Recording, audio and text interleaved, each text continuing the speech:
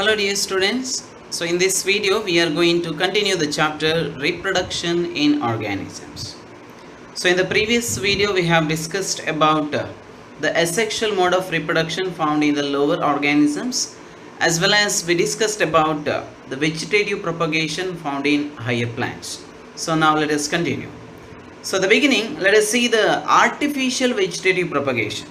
So already we discussed about the natural vegetative propagation found in the various types of plants. So now some examples for artificial vegetative propagation. So what is mean by artificial vegetative propagation? So in this method, we, the human beings, we are using the various parts of the plant body to produce a new plant.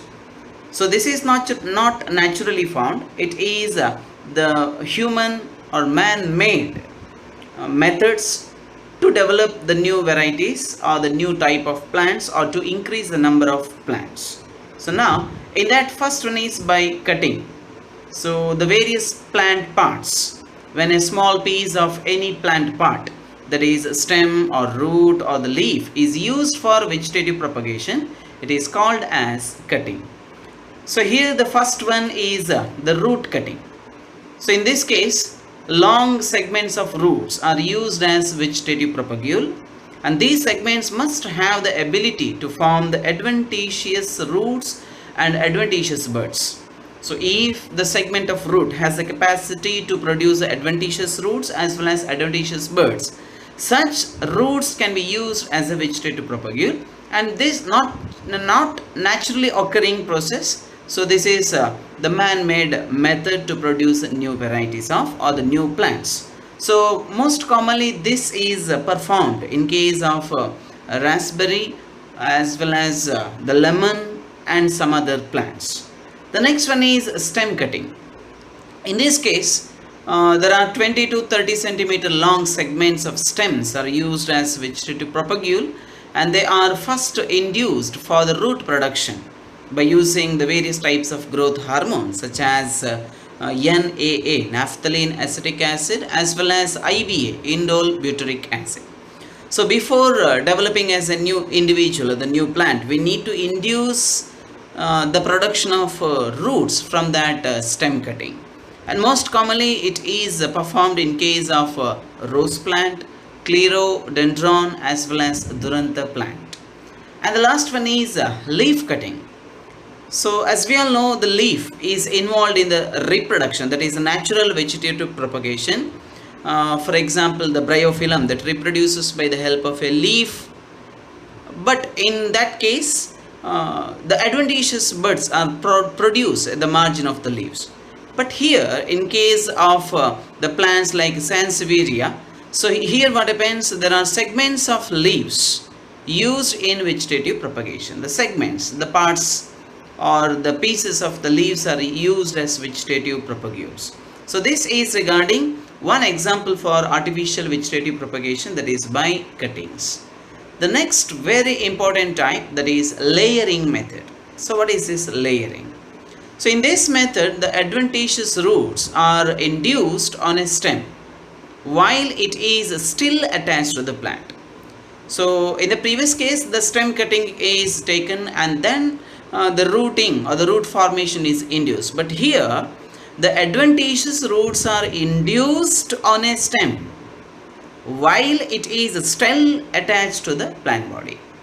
So the middle part of the soft basal branch is defoliated, that means the leaves are removed. That process is called as defoliation, and slightly injured, and then it is pegged in the soil to develop the adventitious roots. So when the cut end, the slightly injured part of the stem is pegged or attached to the soil surface or attached to the soil, what happens, the roots will be developed.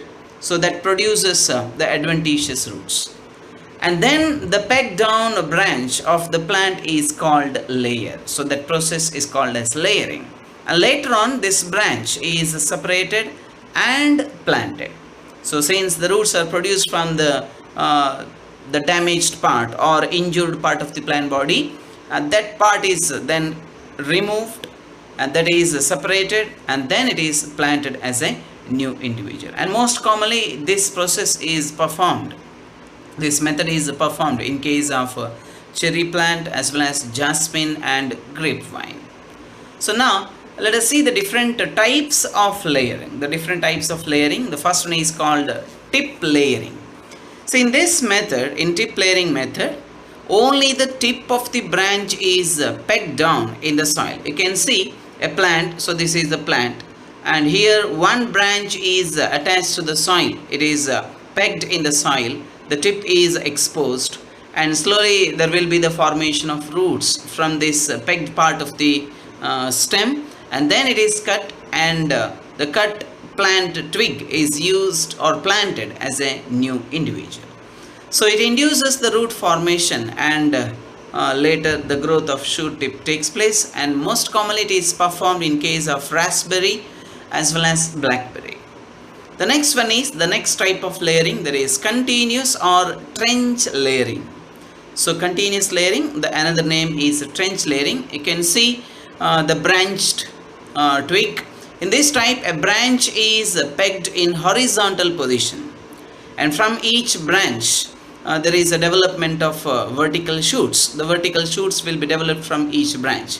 So this type of layering is called as continuous or trench layering, and it is commonly performed in apple as well as in the pear plant. The next type of layering is called as serpentine layering. Serpentine layering. So it is just like the snake. You can see the basal branch is pegged at several places so as to form the many plants, not man plants, many plants.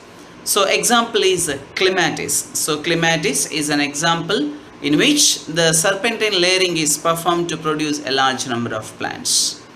The next type of layering is called as mound layering. So in case of mound layering, the shoot is pruned and its lower part is covered by soil in the form of a mound. You can see that very clearly in the diagram. So after some time it develops a number of shoots, and among these the rooted ones are separated and planted. The example is gooseberry as well as the currant plant. The currant plant, that is the name of the plant. So now the next type of layering, the very important one, that is called as air layering. And air layering is commonly known as Guti. So this is a popular term, Guti technology. So in this method, about 3.5 centimeter ring of the bark is removed from the base of the aerial shoot. Around 3.5 centimeter ring of the bark is removed from the base of the aerial shoot. You can see that in the diagram here. And in this area is then covered by a thick plaster of grafting clay. So grafting clay mainly consists the hay, cow dung, clay and water with a small quantity of root promoting hormones such as naphthalene, acetic acid or indole butyric acid. You can see the covered thick plaster of grafting clay. So it is then wrapped in polythene bag, and after 2 to 3 months the roots will appear, and the shoot is removed below the bandaged region and is used for planting. And it is commonly performed in lychee and pomegranate, guava, orange and lemon. So these are the examples, the plants in which the air layering is performed. So now very important points related to the layering technology. The plants having scattered vascular bundles like sugarcane cannot be propagated by air layering. You know, sugarcane is an example for monocot. So in monocot plants, there is a atactostale condition. The vascular bundles are scattered in the cortex.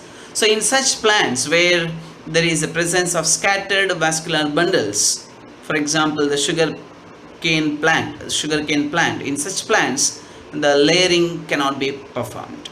So this is because the vascular bundles may be harmed, and in this method water and food supply will be affected. And you know, the water as well as the mineral nutrients are the very essential components without which they cannot live.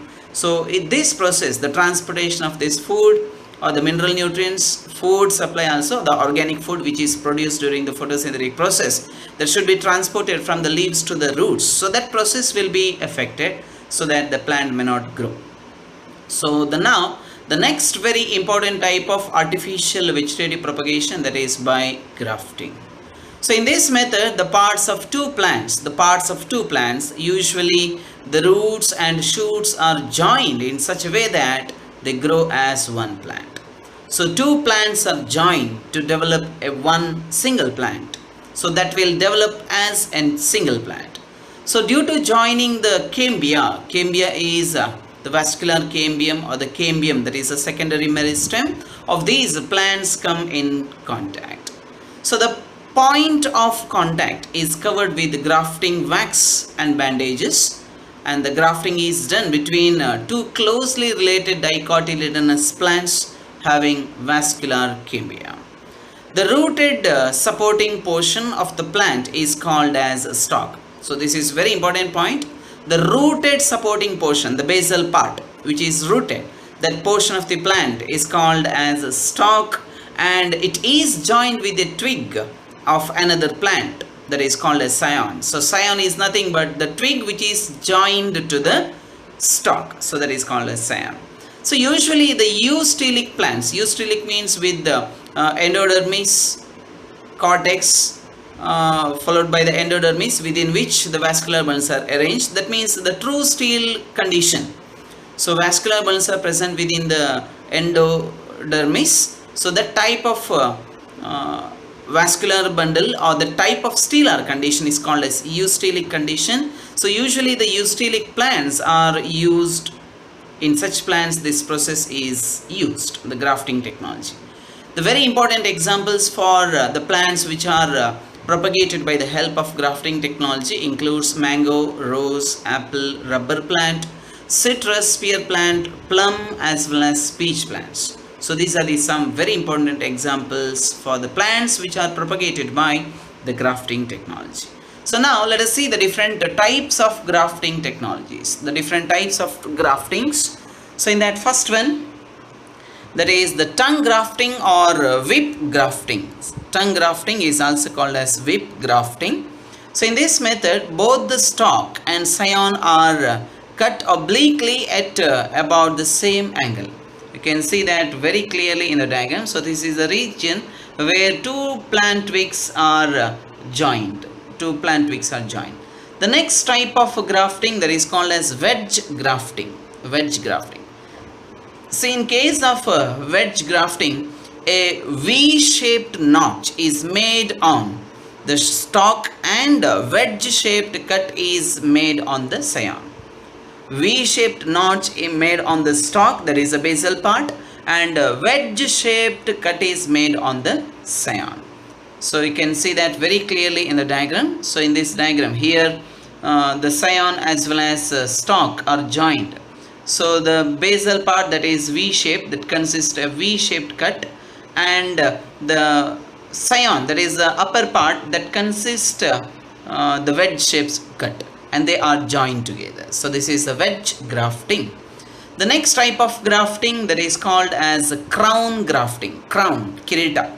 So in this method, many number of scions are joined to the stalk. You can see that very clearly in the diagram. So in this method, several scions having wedge-shaped cut are grafted on the slits at the top of the stalk. So at the top of the stalk, many slits are made, and many number of several scions having wedge-shaped cut are inserted into such slits. So this type of grafting is called as crown grafting. The next very important type of grafting, that is slide grafting. Slide grafting, you can see the photograph here. So in this method, single scion having wedge-shaped cut is inserted in a lateral side of the stalk. You can see the remaining aerial parts of that stalk.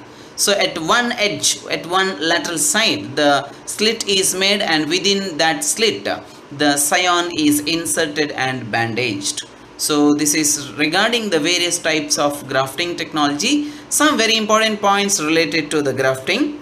So it is the first point. Grafting can be done only in gymnosperms and dicots. So grafting cannot be performed in monocots. So remember, grafting can be done only in gymnosperms and dicots. So the next point, it is not possible in monocot due to the absence of cambium. I told about this in the previous case also. It is not possible. The grafting is not possible in monocots mainly because of absence of cambium. So grafting helps to grow the better varieties of plants with weak roots. The plants is having many good qualities, the good characters, but its rooting system is very poor, very weak. In such case, the plant with a well developed root system can be used as a stock to which the scion with the good qualities, good properties, or the useful properties can be inserted. And most commonly this is performed in case of mango as well as orange plants. So now the next important type of grafting, one more important type of grafting, separate one, that is bud grafting. So in this method the scion is a bud with the small portion of bark having intact cambium. So this is totally different from the other types of grafting technology. So in this method the scion is a bud with a small portion of bark having intact cambium. This bud is inserted into the T-shaped incision. So in the stalk plant, in the main plant, the T-shaped cut is performed. The cut T-shaped incision is made in the stalk in such a way that it reaches up to the cambium of the stalk, and the bud portion remains exposed to the air. The bud portion remains exposed to the air, and the joint is thoroughly sealed using bandage. And after 3 to 5 weeks, the bud begins to grow, and as soon as the bud sprouts, the stalk is cut above the level of graft. So after the development of after the sprouting of the bud, the upper part of the stalk can be removed. So the stalk is cut above the level of graft, and commonly it is performed in rose, apple, peach plant, etc. So here you can see the photograph, so in which the T-shaped cut is made in the stalk, and then one bud is inserted into it in the incision. And here we can see the developed bud after the insertion of bud in the T-shaped slit. It is thoroughly sealed, and after 3 to 5 weeks the bud will sprout. Then the aerial part of the stalk can be cut. So this is regarding the various types of artificial vegetative propagation methods. So now related to this, let us see some of the MCQs. First one, the first question, Guti is the another name for. Guti is another name for option A, tip layering, option B, serpentine layering, option C, air layering, and option D, mount layering. So what is the answer here? See, in tip layering, only the tip of the branch is pegged down in the soil. Only the tip of the branch is pegged down in the soil. And in case of serpentine layering, the basal branch is pegged at several places so as to form many plants. And next one, that is air layering. In case of air layering, about 3.5 centimeter ring of the bark is removed from the base of an aerial shoot, and this area is then covered by thick plaster of grafting clay, and slowly the roots will be formed, and then that is cut and planted. And the last one is mound layering, in which the shoot is pruned and its lower part is covered by soil in the form of mound. So now what is the answer? The answer is air layering. So air layering is also called as Guti. That is a very popular term used to represent this particular method of artificial vegetative propagation. Now let us move to the question number 2. Root cutting is the artificial vegetative propagation done in. So we should give the example for this, and options, option A, that is Sansevieria, and the next one is Rose, Clerodendron, Duranta. Option C, raspberry, lemon, etc. And option D, cherry, jasmine, grapevine. So what about the answer? Say in Sansevieria, normally the leaf cutting method is used, and rose, sclerodendron, duranta stem cutting, and in raspberry, lemon, etc. the root cutting is used, and in case of cherry, jasmine and grapevine by layering. So they are asking the root cutting, so the answer should be option C, raspberry as well as lemon. So the option C is the right answer to the question number 2. So here this is a photograph of Sansevieria, the plant, and the next one is the very most common type of plant, that is a rose. You know about the rose plant. And then sclerodendron. So this is a photograph of sclerodendron, Ratahu. And the next one is duranta. So this is most commonly cultivated in the garden. This is called as duranta plant. The next one is raspberry. So this is the red raspberry. And then common plant, that is a lemon plant. And so this is a photograph of a cherry plant. And then very beautiful flower, jasmine. And here comes the grapevine. So these are the grapes, and you can see the green grapes also. So these are the green grapes. So now let us move to the next question, question number 3. Continuous or trench layering is performed in. Once again, examples are asking continuous or trench layering is performed in option A. So option A, raspberry. A is not mentioned, just note down. Raspberry, blackberry. Option B, clematis. Option C, gooseberry, currant plant. And option D, apple and pear. So what about the answer? So in raspberry as well as blackberry, the tip layering is performed, and in clematis, serpentine layering, and in gooseberry as well as in the currant plant, the mound layering, and in apple and pear, continuous or trench layering is performed. And air layering, that is another method. Air layering or guti is performed in case of lychee, pomegranate, guava, orange and lemon. So the answer is continuous or trench layering. Trench layering is performed in gooseberry or currant. Which one is the right answer? Option D, apple and pear. So apple and pear is the answer to the question number 3. Option D actually. So option D is the right answer to the question number 3. Now let us see some of the important photographs. So this is the raspberry. Now let us see the blackberry. So this is the photograph of blackberry. And the clematis plant. So this is a clematis plant, produces beautiful flowers. And the common plant, that is a gooseberry. And one more type of gooseberry. And this is the currant plant. So this is a red currant. So this is a red currant, as well as the black currant are also there. So these are the black currant plant. And this is the apple plant with the apple fruit, and pear plant with fruit. Okay, now the question number 4. Plants having scattered vascular bundles like sugarcane cannot be propagated by air layering. Why? Why air layering cannot be performed in plants like sugarcane? Option A.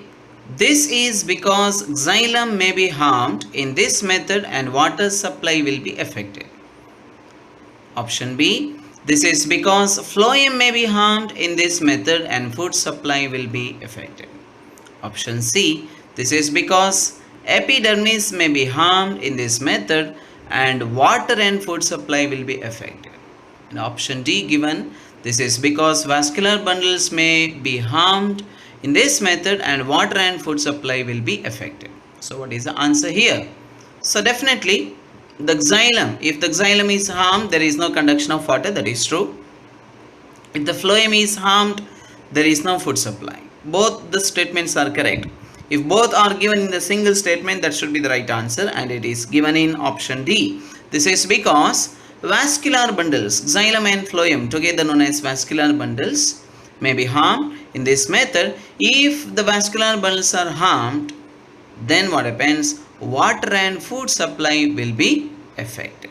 So the option D is the right answer to the question number 4. The next question is, grafting is done between option A, two closely related cotyledonous plants and monocotyledonous plants. Option B, two closely related monocotyledonous plants having vascular cambia. Option C, two closely related dicotyledonous plants having vascular cambia. And option D, two closely related dicotyledonous plants without vascular cambia. So what is the right answer? Two closely related dicotyledonous plants having vascular cambia. So the presence of vascular cambia is very, very important for the joining of two plants, two twigs. So the answer should be option C. Option C is the right answer to the question number 5. Next, question number 6. Stalk is option A, the rooted supporting portion of one plant in grafting. The rooted supporting portion of one plant in grafting. Option B, used to cover the point of contact. Used to cover the point of contact. And option C, the portion of one plant which is joined to rooted supporting portion in grafting. And option D, none of the above. So what will be the right answer? See here, the portion of one plant which is joined to rooted supporting portion in grafting is called as scion. The aerial part, upper part, that is called as scion. So they are asking the stalk. So used to cover the point of contact in grafting, that is wax and bandages. And the rooted supporting portion of one plant in grafting is called as stalk. So the option A should be the right answer to the question number 6. So now let us move to the question number 7. Select the correct statement about tongue grafting. Select the correct statement about tongue grafting. Option A. Several scions having wedge-shaped cut are grafted on the slits at the top of stalk. Single scion having wedge-shaped cut is inserted in the lateral slit of the stalk. Option C. A V-shaped notch is made on stalk and wedge-shaped cut is made on the scion. And option D. Both the stalk and scion are cut obliquely at about the same angle. So what should be the right answer here? See, several scions having wedge-shaped cut are grafted on the slits at the top of stalk is called as crown grafting. Option A is crown grafting.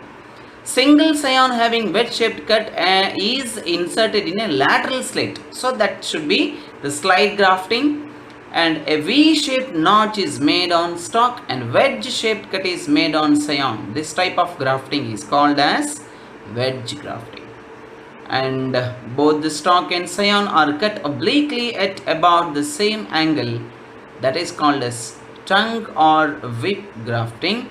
So what should be the right answer? One more type of grafting is there, that is bud grafting, in which scion is a bud with a small portion of bark having intact cambium. So the answer is option D. Question number 7, option D is the right answer. Now question number 8.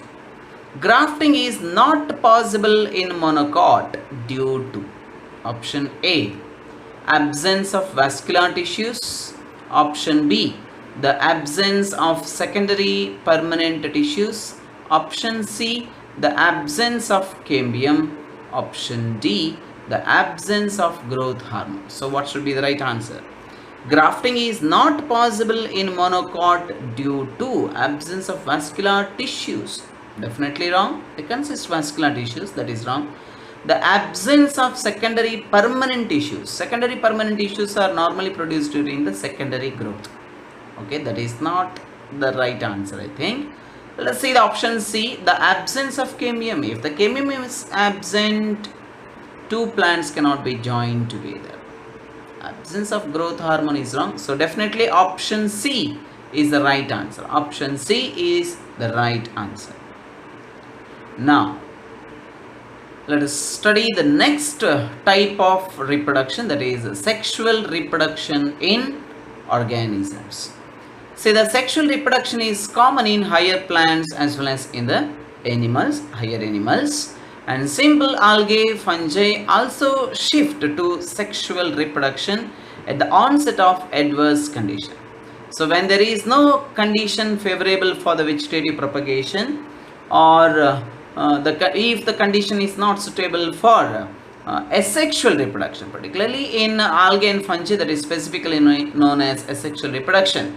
So in algae, fungi, they will shift to sexual reproduction from the asexual reproduction at the onset of adverse conditions. So that is very important.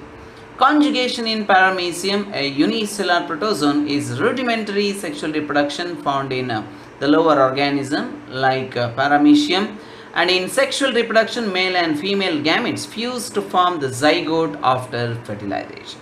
So very important event, that is the fusion of gametes, and after the fusion of gametes, the zygote will be formed. The zygote develops into new individual which is not identical but similar to the parents. Similar in the sense morphologically similar, physiologically similar, but they are not genetically similar to their parents. That's why the clones are not produced during the sexual reproduction. Clones are produced only during a sexual mode of reproduction. All the organisms have to reach a certain stage of growth and maturity to start reproducing sexually.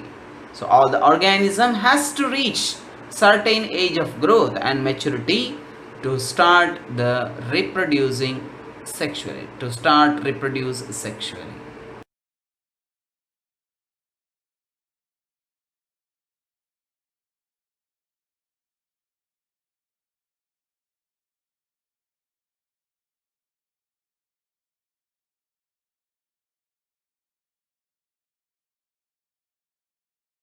Students, now let us see some of the very important terms and its definitions related to the sexual reproduction.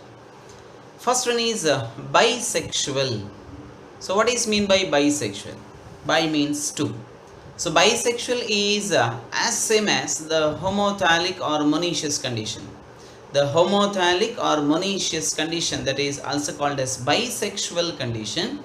So in which the organismal body consists of both the male reproductive system as well as the female reproductive system. The same animal body or same organismal body consisting both the sex organs. So the same individual is capable of producing both male and female gametes. So this condition is called as monoecious. So monoecious is nothing but bisexual condition. And another one is unisexual condition. So what is mean by unisexual?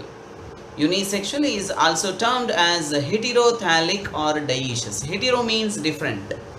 The sex organs, the male sex organs and female sex organs are found in different organismal body. So found in different organismal body is called as hetero, means different, or that is also called as unisexual condition. The one more term to represent the unisexual or heterothallic condition, that is dioecious.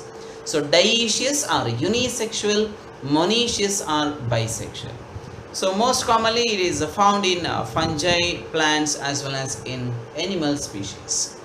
The next, let us see some examples for monoecious plants. Example for monoecious plants that mainly includes the coconut, cucurbita, chara. So there is algae. So these are the examples for that belongs to the green algae, chara. So these are the some examples for monoecious plants. And dioecious plants, dioecious means unisexual plants. The very important example for dioecious plant or the unisexual plant, that is papaya, date palm as well as markensia, that is a bryophyte. So the next bisexual flower.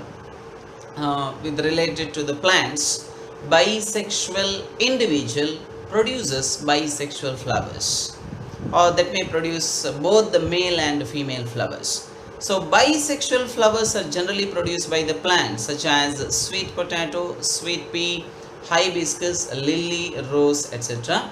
And unisexual flowers, that may be either male or the female. Such type of unisexual flowers are produced by the plants such as papaya, watermelon, maize, bitter gourd, coconut, etc.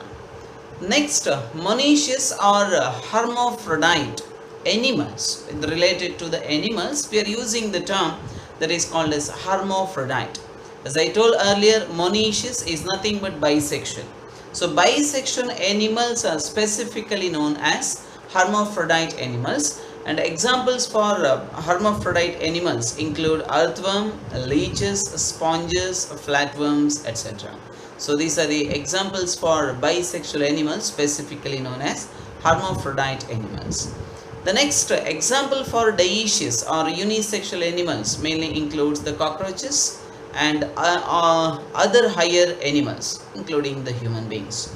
So unisexual animals. So this is some of the very important terms and their definitions. And the next, the two important condition with respect to the organisms, that is related to the chromosome content.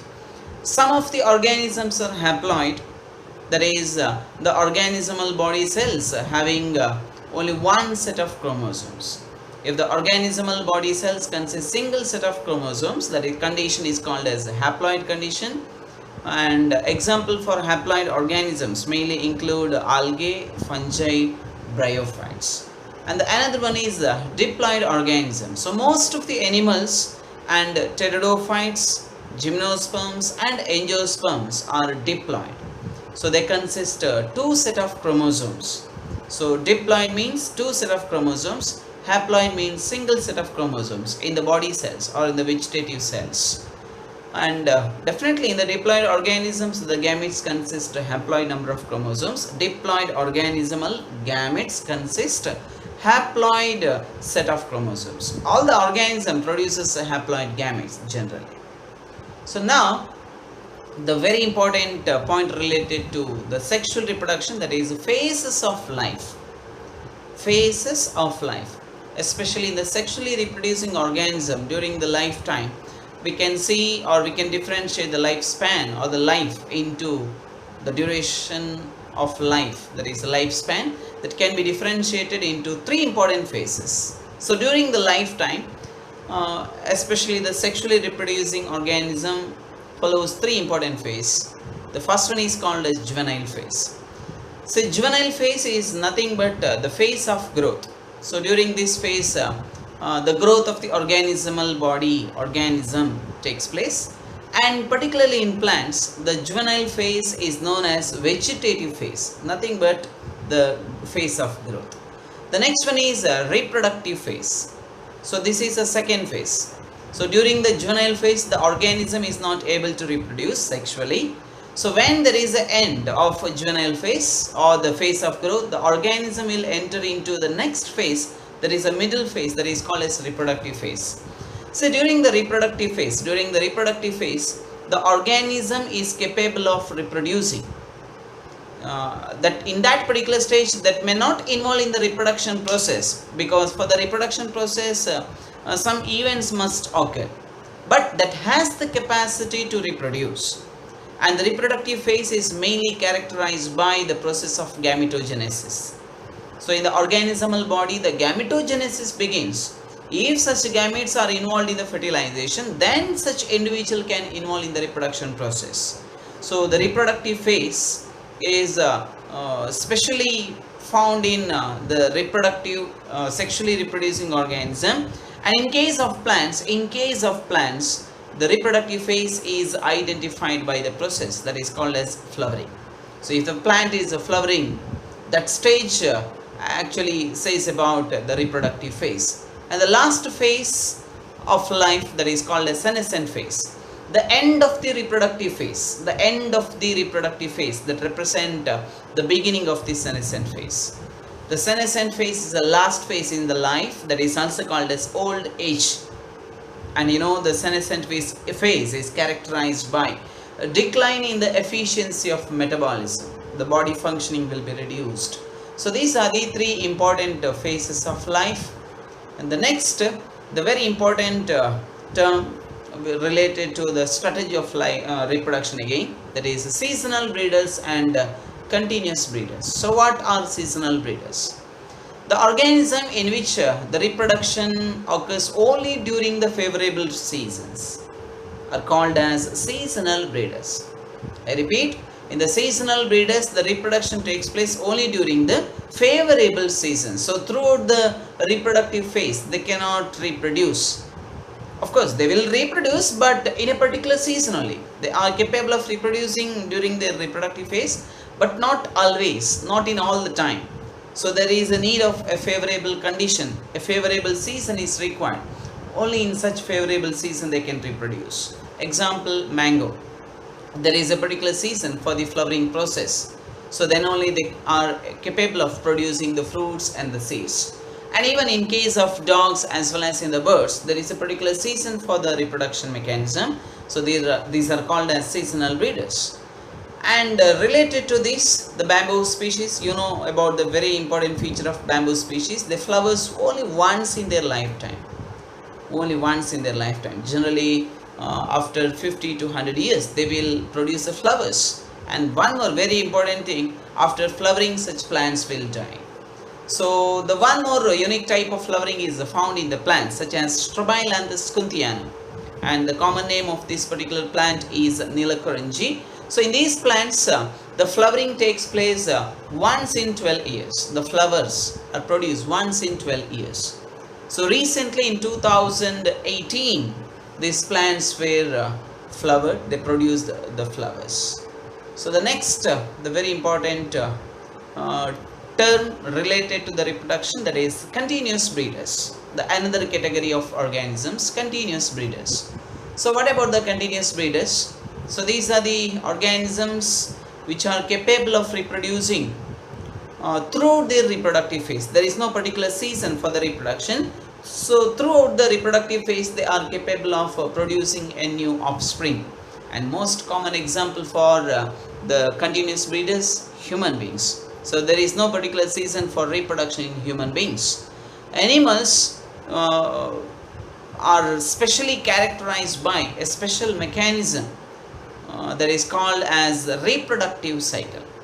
So in animals we can see the two types of reproductive cycle that depends on the type of organism: menstrual cycle as well as estrus cycle. So these are the two types of reproductive cycle found in animals. So in that first one, that is the menstrual cycle. So what about the important features of menstrual cycle? Actually, we will discuss about this menstrual cycle in detail in another chapter, that is human reproduction chapter. Just an introduction is given here. The cyclical changes in the activities of the ovaries and accessory ducts as well as hormones during the reproductive phase of primate mammals. So that is very important. Primate mammals. So only in the primate mammals the reproductive cycle is called as menstrual cycle. And in this case, some of the very important features of menstrual cycle, in this case, females do not show irresistible sexual urge. So in case of animals in which the menstrual cycle is found, in such kind of females, there is no irresistible sexual urge. The very important point. The next one, the shedding of endometrium and bleeding occurs. So in case of animals in which the menstrual cycle is found, in such organisms, such females are characterized by the shedding of endometrium and followed by the bleeding process. The blood will be discharged. And the another unique feature, there is no heat period. In case of animals which shows the menstrual cycle, in such kind of females, there is no heat period and the copulation occurs during any part of the cycle. There is no particular time for the mating process, and the mating can occur any part of the cycle. And most commonly the menstrual cycles are found in the primate mammals, especially the monkeys, apes and humans. So now let us move to the next type of reproductive cycle, that is estrus cycle. So what about the estrus cycle? The cyclical changes in the activities of ovaries and accessory ducts as well as the hormones during the reproductive phase of non-primate mammals. Non-primate mammals is called as estrous cycle. So particularly the reproductive cycle of non-primate mammals, females, that is called as estrous cycle, and in this case females show strong irresistible sexual urge. So in these type of animals, particularly the females, they show strong irresistible sexual urge and they look for the sex in a particular stage, and there is no occurrence of bleeding process. There is no bleeding in this type of animals, do not occur.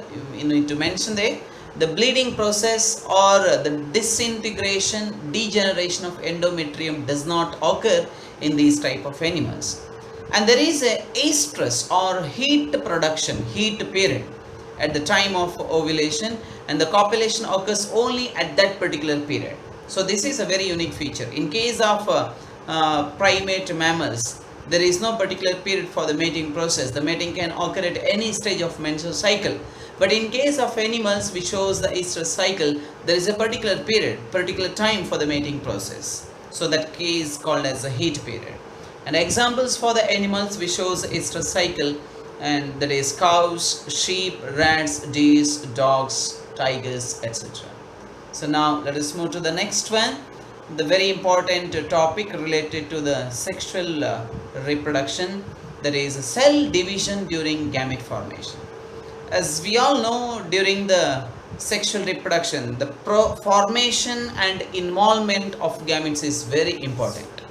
Involvement of two individuals of opposite sex is not compulsory, but there should be the involvement of gametes, there should be the fusion of gametes. So related to that, the cell division that occurs during the gamete formation, as we all know, the gametes are haploid. How these haploid gametes are produced?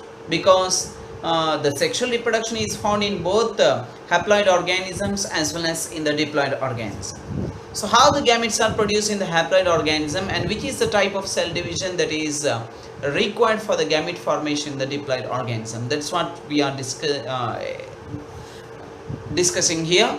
So the first one, some important terms related to this. Heterogametic species. Heterogametic species means the male and female gametes produced by these organisms, and these male and female gametes are totally different in their morphology. We can clearly differentiate them. So in case of a species with the heterogametic condition, the male gametes as well as the female gametes are produced, and as we all know, both the male and female gametes are haploid in nature. So in the organism with the haploid parental body or haploid parent, organism with the haploid set of chromosomes in their body cells, they will produce the gametes by mitotic division. So in the haploid organism, the gametes are produced by the mitotic division, and it is commonly found in the organisms like Monera, fungi, algae and bryophytes. Because all these are haploid organisms, they produce gametes by mitotic cell division. And the organisms with the diploid body, that means in the diploid organisms, the gamete formation takes place by the meiotic cell division. So that is called as gametic meiosis. I think you remember about the different types of meiotic division: gametic meiosis, sporic meiosis, as well as zygotic meiosis. So the meiosis which results in the production of gametes is called as gametic meiosis. The cell, the diploid cell most commonly, in which the meiosis takes place, the cell in which meiosis takes place is known as meiocyte. They are called as meiocytes. So gamete mother cells are the examples for meiocytes. So now the next topic related to this, that is the chromosome number in meiocytes as well as gametes. As I told earlier, normally the body cells may contain diploid set of chromosomes or the haploid chromosome. Based on that, we are classifying the organisms as haploid organisms and the diploid organism. Particularly in the diploid organism, the body cells or the diploid cells, that they are most commonly called as myocytes. If the meiosis takes place, then only. All the diploid cells are not myocytes, but myocytes are generally diploids because they are the gamete mother cells. So they consist two set of chromosomes, and the gametes produced by the diploid organisms are haploid. They consist single set of chromosomes. Some examples are given here. The diploid chromosome number, there is the chromosome number found in the myocytes, as well as the haploid chromosome number, that is the chromosome number found in the gametes. The chromosome number, that is the diploid chromosome number found in the myocytes in human beings, is 46, and in gametes haploid chromosome number, that is 23. Housefly consists diploid chromosome number 12 and haploid chromosome number 6. Fruit fly 8, haploid 4. Ophioglossum consists highest chromosome number, that is the diploid chromosome number 1260 and haploid number is 630. Onion consists 16 diploid chromosome number and in gametes 8. Rat consists 42 chromosomes in the myocytes and 21 in gametes. Dog consists 78 diploid chromosome number in the myocytes and 39 in gametes. Cat 38 and haploid 19. Apple consists diploid 34, haploid 17. Rice consists 24 diploid chromosome number and in gametes 12. Maize consists 20 as a diploid chromosome number in the myocytes and 10 in the gametes. Potato 48 in myocytes, 24 in gametes. And finally the butterfly consists of 380 diploid chromosome number in the myocytes and in gametes haploid chromosome number, that is 190. So this is regarding the chromosome number found in myocytes as well as gametes of some selected organisms. So now let us move to the next one. Sexuality in organisms. So first, with respect to the sexuality in the organisms, let us see the sexuality in all type of organisms, that means in the plants as well as in the animals. So in plants, so already we discussed about this, that is the bisexual conditions are found, even the unisexual conditions are also found. So if the plant is unisexual, that consists either staminate flower or the pistillate flower. Staminate flower is nothing but the male flower consisting only the androecium, gynoecium is absent, and pistillate flower means the flower consists only the gynoecium, no androecium. So pistillate flowers are the female flowers, staminate flowers are the male flowers. So bisexual plant consists bisexual flower with both androecium as well as gynoecium, or the plant body consists male flowers as well as female flowers. And in case of fungi as well as in the plants, we are using the terms like homothallic or monoecious, heterothallic or dioecious. So these are the two type of conditions based on the type of sex organs found in their body. And in case of monoecious plants, they consist bisexual flowers, and most commonly the plants like coconuts or cucurbits. So these are the plant body consist both the male flowers as well as the female flowers. And in case of dioecious plants, the example papaya as well as date palm. And then hermaphrodites, bisexual animals, example earthworms, sponge, tapeworms and leech. So then unisexual animal, the typical example is cockroach. The next, events of sexual reproduction. So what are the important events that occurs during the sexual reproduction? So we can classify the events into three types. The first one is pre-fertilization event, followed by the fertilization event, and finally the post-fertilization event. So these are the three important events of sexual reproduction. So now let us discuss these events in detail. In that first one, pre-fertilization events. So what happens during the pre-fertilization events, and what is pre-fertilization event? The name itself indicates the events that occurs before the fertilization. The events that occurs before the fertilization are called as pre-fertilization events. So in that, first one is gametogenesis. So gametogenesis is nothing but the process of formation and maturation of gametes. So gamete formation is called as gametogenesis. And we know the gametes are haploid, and these gametes may be similar in morphology. That means the male and female gametes may be similar in morphology, or they may be dissimilar. So based on that, we can classify the gametes into different types. The first one, isogametes. They are also called as homogametes. Isogametes or homogametes are nothing but the gametes in which the male and female gametes are similar in appearance. We cannot differentiate them so easily with respect to their morphology, with respect to their size or the shape or the structure. So internally they are different, and in origin they are different. The sex chromosomes found in it different, but morphologically they are similar. We cannot differentiate them so easily. So if the male and female gametes are similar in appearance, they are called as homogametes or isogametes. And most commonly the alga, particularly the cladophora, produces this type of gametes. The next one is heterogametes. What are heterogametes? Hetero means different. So the name itself indicates the gametes which are morphologically dissimilar. Morphologically distinct male and female gametes are produced in most of the organisms. Example in alga, fucus, so that is an algae. Human beings, so these are the example for heterogametes. The male gametes are commonly known as sperms. In case of plants, they are specifically known as antherozoids, and the female gametes are called as egg or ovum. Now, after the gametogenesis, the next very important event, that is a pre-fertilization event, that is called as gamete transfer.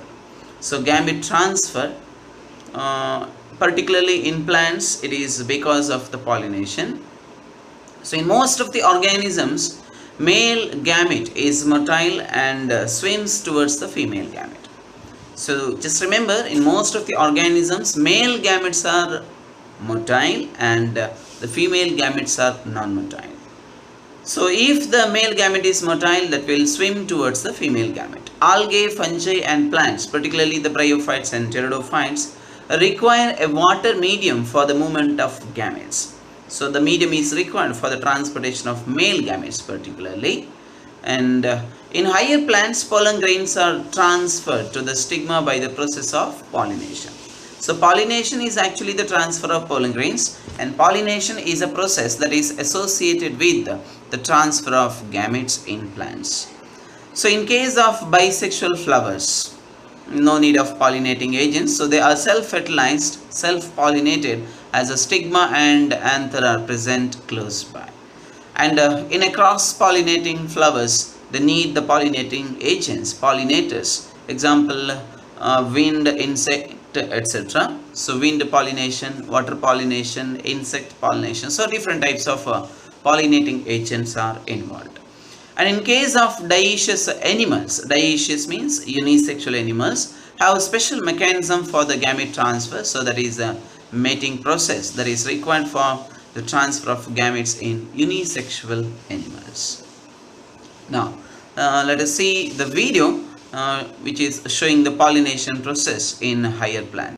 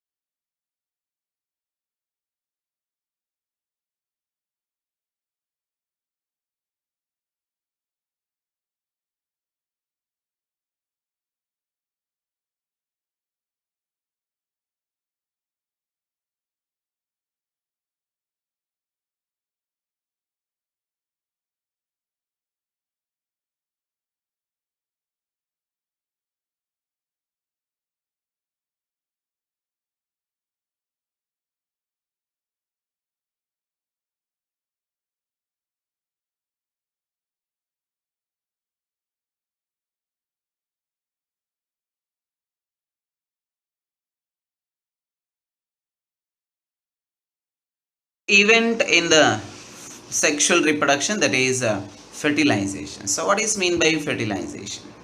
Fertilization is also known as syngamy. As we all know, fertilization is nothing but the fusion of male and female gametes. The fusion of male and female gametes is called as fertilization, that is also called as syngamy.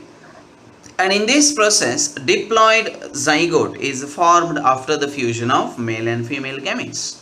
The resulting product, the fertilization, results in the formation of diploid zygote. And the fertilized egg, that is called as zygote.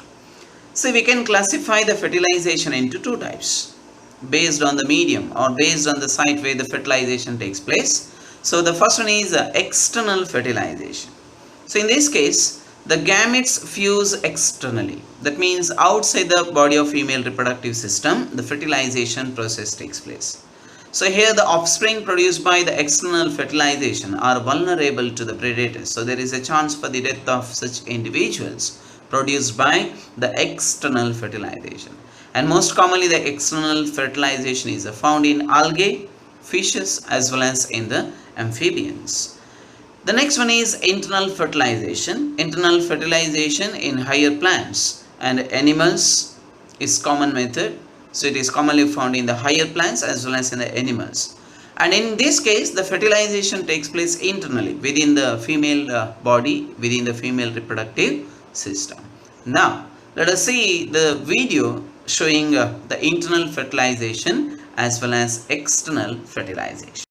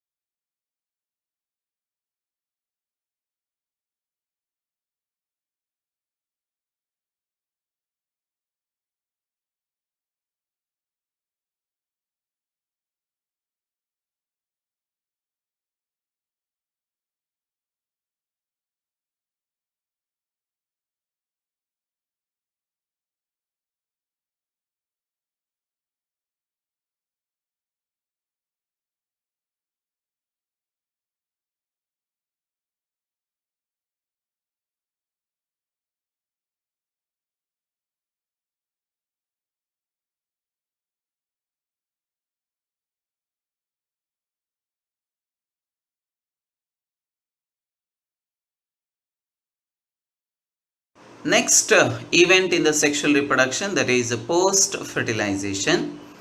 So post-fertilization mainly involves the formation of zygote and the formation of embryo. So let us see some of the very important events that occurs in the post-fertilization events. The events that occurs after fertilization are called as post-fertilization event. In that first one, the formation of zygote. So after fertilization, diploid zygote is formed. The fertilized egg is called as a zygote. The zygote undergoes a further division and develops into new organism. So in algae and fungi, the zygote forms a thick wall around itself to resist the desiccation and damage, and germinates only after the resting period when favorable conditions return. That means in some organisms like algae and fungi, instead of developing into an individual, the zygote develops a thick wall, resistant wall around it, so that will enter into the dormant period. So when this process takes place in these organisms, particularly in the unfavorable condition, to resist the desiccation and damage, that means to avoid the unfavorable condition, they will develop such a structure.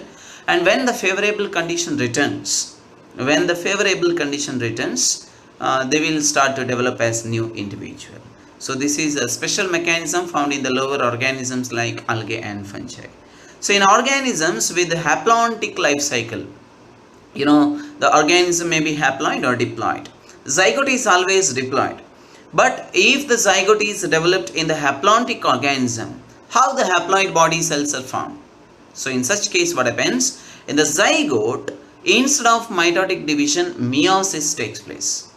So in organisms with a haplontic life cycle, haploid dominant phase, the zygote undergoes meiosis to form haploid spores. Instead of mitotic division, meiosis takes place. So this is called a zygotic meiosis, and that leads to the formation of a special kind of spores, and new haploid organism is formed from such spores by mitotic division.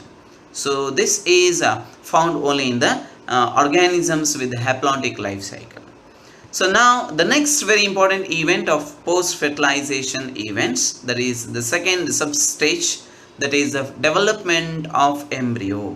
Embryogenesis or embryonic development. So it is the process of development of embryo from the zygote. One more question. So it is the process of development of an embryo from the zygote. And remember, the zygote undergoes two important events. One is cell division, another one is cell differentiation. Cell division leads to increase in the number of cells, and so that the mass increases, and the cell differentiation results in the maturation, or the cell undergoes modification, cell undergoes maturation to form the specific tissues and organs. So based on the development of new individual, we can classify it into two types, the organisms into two types, oviparous organisms as well as viviparous organisms. So what are oviparous organisms? So these are the egg-laying animals or egg-laying organisms. So in case of oviparous animals, they may lay the fertilized eggs, or sometime in some organism they may lay the unfertilized egg. So a fertilized egg is laid outside, which is covered by hard calcareous shell. The young one hatches out after a period of incubation. Example, reptiles as well as in the birds. But in case of fishes as well as in amphibians, they will lay the unfertilized eggs. The fertilization takes place in the media. And then another one, viviparous. So here the animals are giving birth to young ones. So here the embryogenesis occurs inside the female body, and the young ones are delivered out. So different animals have different gestation period. There is a pregnancy period that depends on the organism, animal. So these are the two major categories of organisms based on the type of reproduction or based on the mode of development of new individuals. And in case of angiosperms particularly, the zygote develops inside the ovule and develops into the embryo. The zygote is developed within the ovule, and that zygote later develops as an embryo. So these are the post-fertilization events found in angiosperms. So after the fertilization, the ovules develop into seeds, ovary develops into fruit, and tegmen are derived from the integuments. And in case of angiosperms, the seeds are present within the fruit. So that fruit wall is called as pericarp. The fruit wall is called as pericarp. And the pericarp is again differentiated into epicarp, mesocarp and endocarp. So this helps in the dispersal of seeds. They germinate into, that means the seeds germinate into new plant after getting a suitable medium and conditions. So next, in case of human beings, what are the post-fertilization events? The zygote undergoes a cleavage to form the blastula, and then after the gastrulation, 3 primary germinal layers are formed, that is ectoderm, endoderm as well as mesoderm. These 3 germinal layers differentiate into all the specific tissues and organs of the body. So these are the post-fertilization events found in human beings. So now very important 2 additional topics. One is parthenogenesis. What is meant by parthenogenesis? The development of new organism without fertilization is called as parthenogenesis. The term parthenocarpy, that is different. Parthenocarpy is the development of fruit without fertilization. Here parthenogenesis, genesis means production. Parthenogenesis means the development of new individual without fertilization. And it is commonly found in the organisms such as honeybees, sterile drones and haploid organisms. So the sterile drones, and they develop from the female gametes. And other examples include lizards, turkey, rotifers, etc. And in case of honeybee, a special kind of sex determination is found. If the individual consists diploid chromosomes, they becomes a female, and if the individual body cells consist of haploid set of chromosomes, they becomes male. So here the sterile drones, honeybees, are actually haploid, and these are developed without fertilization. So that is called as parthenogenesis. The next one, parthenocarpy.